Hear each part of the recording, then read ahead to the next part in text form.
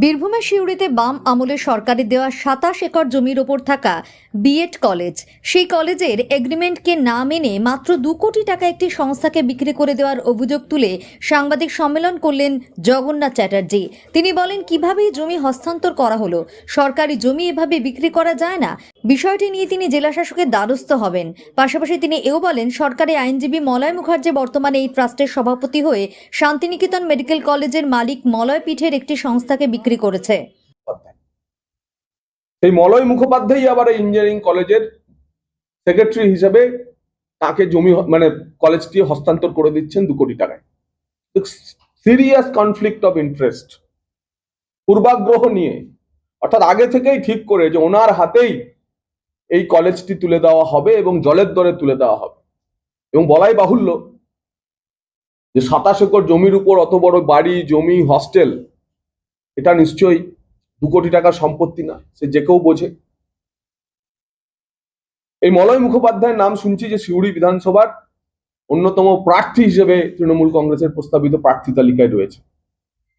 সিউড়ির মানুষ আজকে জানতে চাইছে যে কলেজ বিক্রির টাকা থেকে কি আপনি নির্বাচন লড়ার প্রস্তুতি নিচ্ছেন?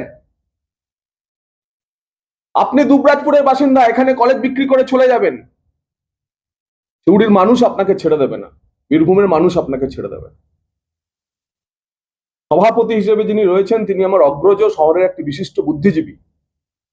আমি তার নাম নিয়ে কিছু বলতে চাই না, কিন্তু এটুকুই বলতে চাই, কার সঙ্গে এই ডিল করলেন?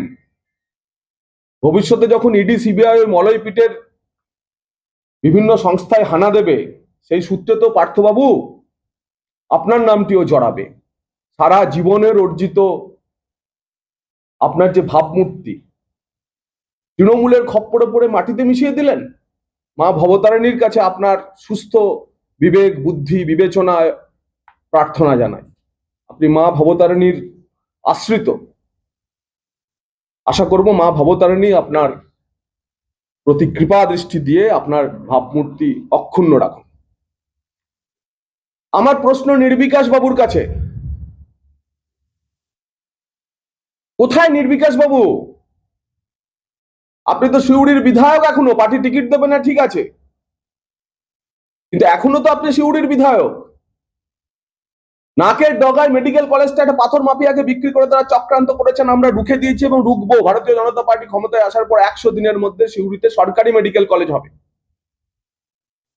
ইঞ্জিনিয়ারিং কলেজটির হাত বদল হয়ে গেল, বিক্রি করে দিলেন। এই কারণে বিধায়ক হয়ে সেখানে বসেছিলেন। আপনার ক্লক টাওয়ারের ঘড়িতে কখন কথা বাজছিল? যখন এই বাইপাসের ধারে একটা রিসর্টে এই হাত বদলটা হয়ে গেল 2 কোটি টাকায়, আপনার ওই ক্লক টাওয়ারের ঘড়িতে তখন কটা বাজে? আপনাকে আজকে জবাব দিতে হবে এবং আশা করব নির্বিকাশ বাবু এর জবাব দেবেন। আমার আরো প্রশ্ন সিউড়ি পুরসভার চেয়ারম্যানের কাছে। সরাসরি পুরসভার এলাকার মধ্যে না পড়লেও সিউড়ি শহরের সঙ্গে অঙ্গাঙ্গিভাবে জড়িত এই ইঞ্জিনিয়ারিং কলেজটি। আপনার এ নিয়ে বক্তব্য কি? আমরা রাস্তায় হাঁটবো, আপনি আমাদের সঙ্গে রাস্তায় হাঁটবেন কিনা সিউড়ির স্বার্থে? আপনি চান কিনা যে কলেজের হাত বদল রুখে দিতে হবে? আশা করব আপনি জবাব দেবেন, আপনি ব্যাখ্যা দেবেন। একই সঙ্গে আপনি ব্যাখ্যা দেবেন যে পাথর মাফিয়ার হাতে সিউড়ির সুপার স্পেশালিটি হাসপাতালটাও আপনি তুলে দিতে চান কিনা। আজকে সিউড়ির মানুষের সামনে আপনাকে বলতে হবে যে পিপিপি মডেলের নামে একজন পাথর মাফিয়াকে সিউড়ি সুপার স্পেশালিটি হসপিটালটা আপনি তুলে দিতে চান কিনা। আপনাকে আজকে জবাব দিতে হবে। ইঞ্জিনিয়ারিং কলেজটির হাত বদল আপনি রুখতে ভারতীয় জনতা পার্টির কার্যকর্তা ভারতীয় জনতা পার্টির ঝান্ডা ছেড়ে সিউড়ি শহরের রাস্তায় নামবে, নাগরিক মঞ্চ তৈরি করে সাধারণ মানুষকে নিয়ে হাঁটবে। আপনি সেই মিছিলে আসবেন কিনা, আপনি প্রতিবাদ জানাবেন কিনা? সিউড়ি ভূমিপুত্র আপনি, এই ভূমির টান আপনার কতটা, আপনি জবাব দিন।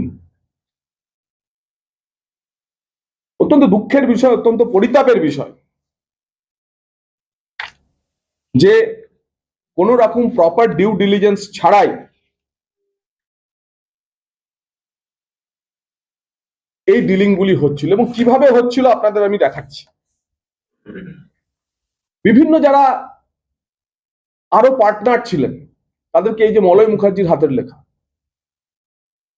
এটা এত বড় প্রপার্টি, হাতে লিখে উনি দিয়ে দিচ্ছেন, ওনার যা মনে হচ্ছে তিনি করে দিচ্ছেন। এই জিনিস হাতে লিখে দেওয়া যায়? এটা কোন একটা স্ট্রাকচার্ড সোসাইটি চলছে? আর জেলা শাসক যিনি কিনা এই সোসাইটির মেম্বার পদাধিকার বলে, তিনি নির্বিকার।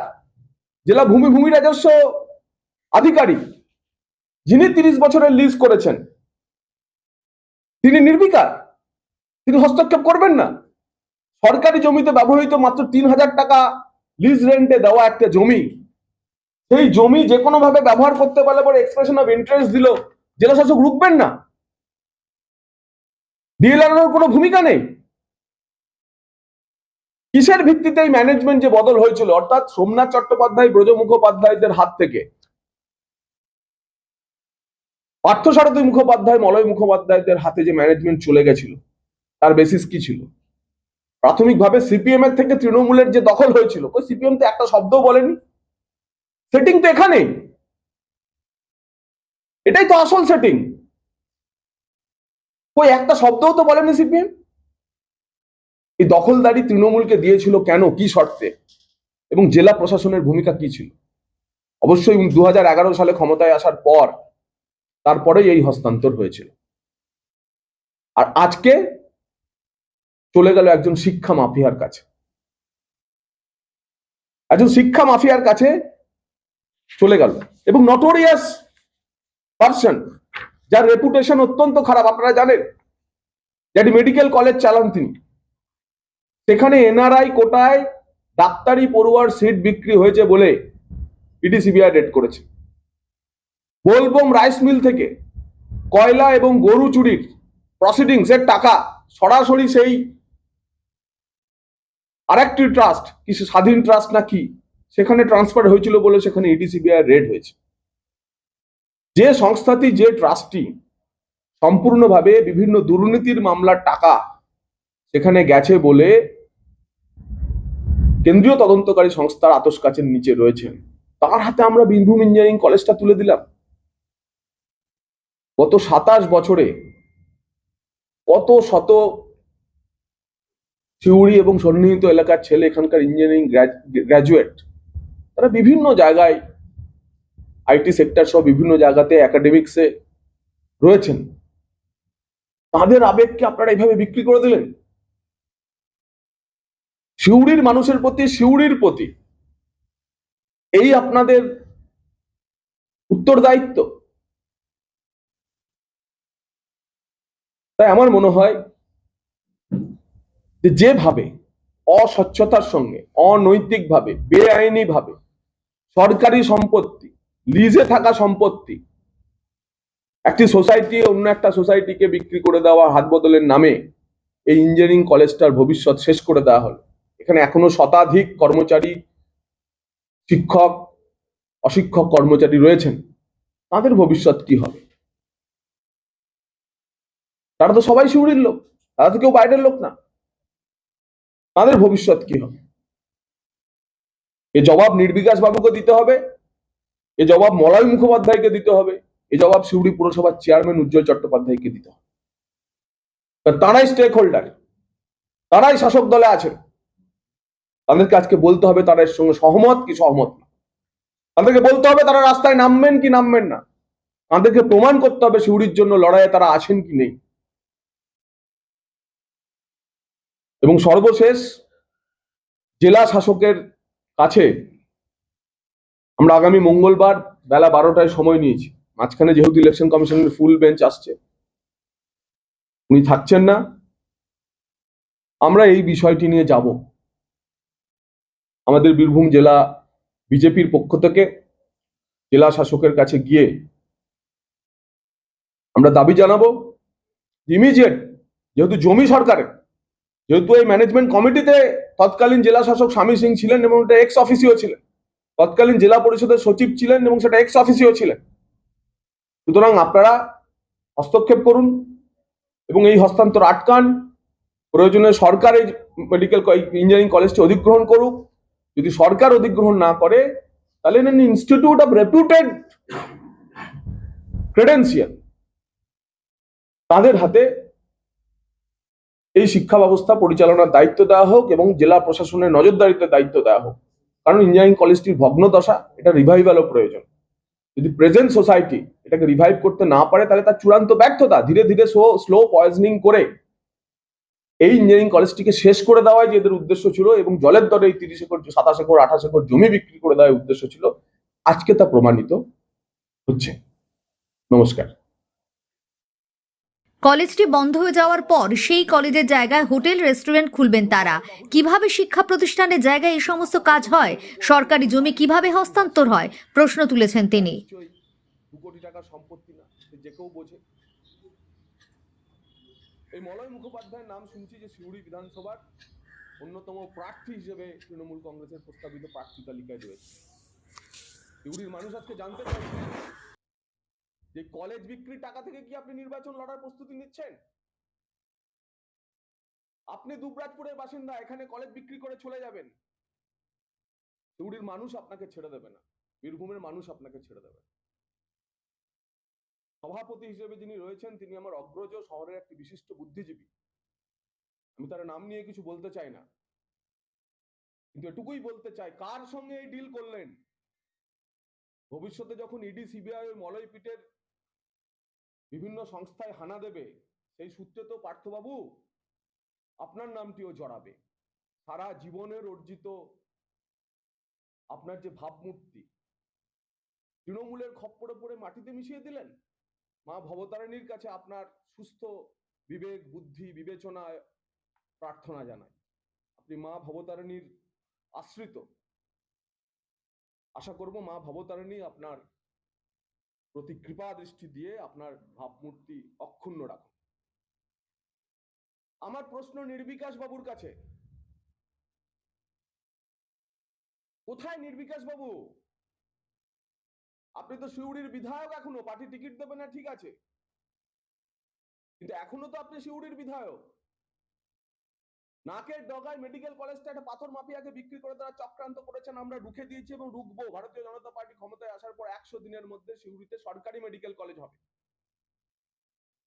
ইঞ্জিনিয়ারিং কলেজটির হাত বদল হয়ে গেল, বিক্রি করে দিলেন। এই কারণে বিধায়ক হয়ে সেখানে বসেছিলেন। আপনার ক্লক টাওয়ারের ঘড়িতে কখন কথা বাজছিল? যখন এই বাইপাসের ধারে একটা রিসর্টে এই হাত বদলটা হয়ে গেল 2 কোটি টাকায়, আপনার ওই ক্লক টাওয়ারের ঘড়িতে তখন কটা বাজে? আপনাকে আজকে জবাব দিতে হবে এবং আশা করব নির্বিকাশ বাবু এর জবাব দেবেন। আমার আরো প্রশ্ন সিউড়ি পুরসভার চেয়ারম্যানের কাছে।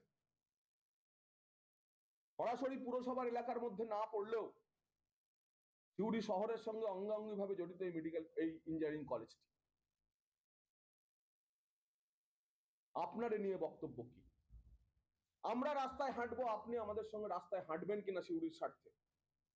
আপনি চান কিনা যে কলেজের হাত বদল রুখে দিতে হবে? আশা করব আপনি জবাব দেবেন, আপনি ব্যাখ্যা দেবেন। একই সঙ্গে আপনি ব্যাখ্যা দেবেন যে পাথর মাফিয়ার হাতে সিউড়ির সুপার স্পেশালিটি হাসপাতালটাও আপনি তুলে দিতে চান কিনা। আজকে সিউড়ির মানুষের সামনে আপনাকে বলতে হবে যে পিপিপি মডেলের নামে একজন পাথর মাফিয়াকে সিউড়ি সুপার স্পেশালিটি হসপিটালটা আপনি তুলে দিতে চান কিনা। আপনাকে আজকে জবাব দিতে হবে। ইঞ্জিনিয়ারিং কলেজটির হাত বদল আপনি রুখতে ভারতীয় জনতা পার্টির কার্যকর্তা ভারতীয় জনতা পার্টির ঝান্ডা ছেড়ে সিউড়ি শহরের রাস্তায় নামবে, নাগরিক মঞ্চ তৈরি করে সাধারণ মানুষকে নিয়ে হাঁটবে। আপনি সেই মিছিলে আসবেন কিনা, আপনি প্রতিবাদ জানাবেন কিনা? সিউড়ি ভূমিপুত্র আপনি, এই ভূমির টান আপনার কতটা, আপনি জবাব দিন। অত্যন্ত দুঃখের বিষয়, অত্যন্ত পরিতাপের বিষয়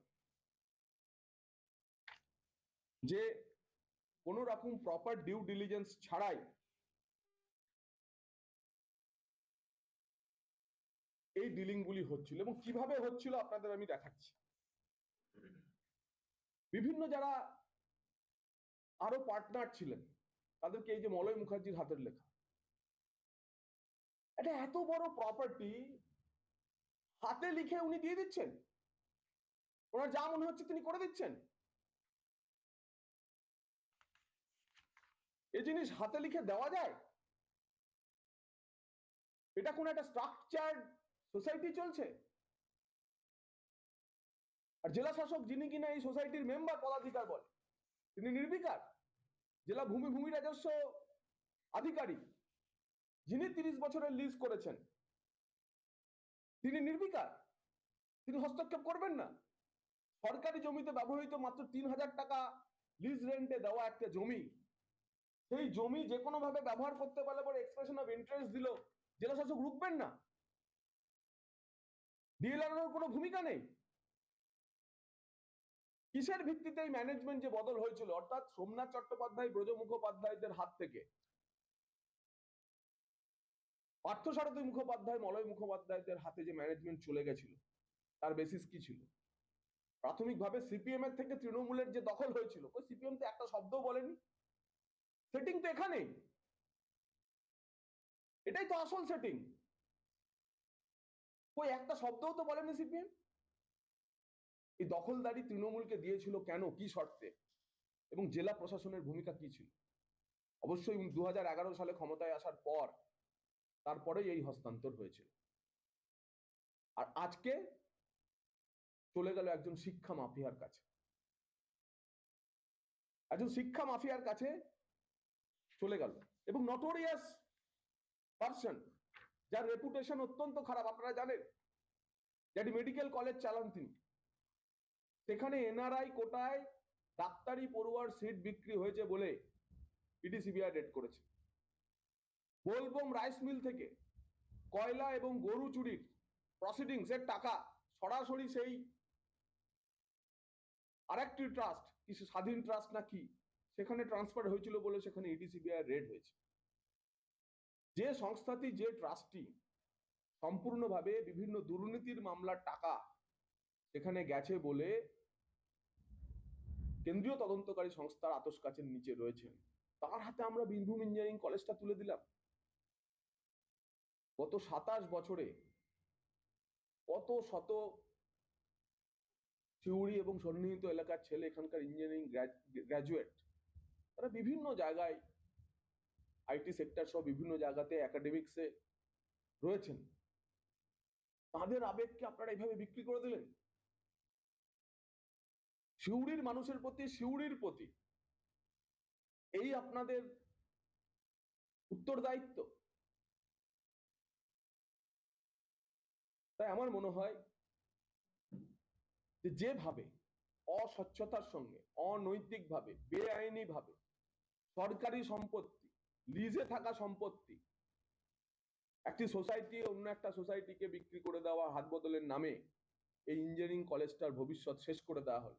এখানে এখনো শতাধিক কর্মচারী, শিক্ষক, অশিক্ষক কর্মচারী রয়েছেন, তাদের ভবিষ্যৎ কি হবে? তারা তো সবাই সিউড়ির লোক, তারা তো কেউ বাইরের লোক না। তাদের ভবিষ্যৎ কি হবে? এ জবাব নির্বিকাশ বাবুকে দিতে হবে, এ জবাব মলয় মুখোপাধ্যায়কে দিতে হবে, এ জবাব সিউড়ি পুরসভার চেয়ারম্যান উজ্জ্বল চট্টোপাধ্যায়কে দিতে হবে। তারাই স্টেক হোল্ডার, তারাই শাসক দলে আছেন। তাদেরকে আজকে বলতে হবে তারা এর সঙ্গে সহমত কি সহমত না। তাদেরকে বলতে হবে তারা রাস্তায় নামবেন কি নামবেন না। তাদেরকে প্রমাণ করতে হবে সিউড়ির জন্য লড়াইয়ে তারা আছেন কি নেই। এবং সর্বশেষ, জেলা শাসকের কাছে আমরা আগামী মঙ্গলবার বেলা 12টায় সময় নিয়েছি। মাঝখানে যেহেতু ইলেকশন কমিশনের ফুল বেঞ্চ আসছে, উনি থাকছেন না, আমরা এই বিষয়টি নিয়ে যাব। আমাদের বীরভূম জেলা বিজেপির পক্ষ থেকে জেলা শাসকের কাছে গিয়ে আমরা দাবি জানাবো ইমিডিয়েট, যেহেতু জমি সরকারের, যেহেতু এই ম্যানেজমেন্ট কমিটিতে তৎকালীন জেলা শাসক স্বামী সিং ছিলেন এবং এটা এক্স অফিসিও ছিলেন, তৎকালীন জেলা পরিষদের সচিব ছিলেন এবং সেটা এক্স অফিসিও ছিলেন।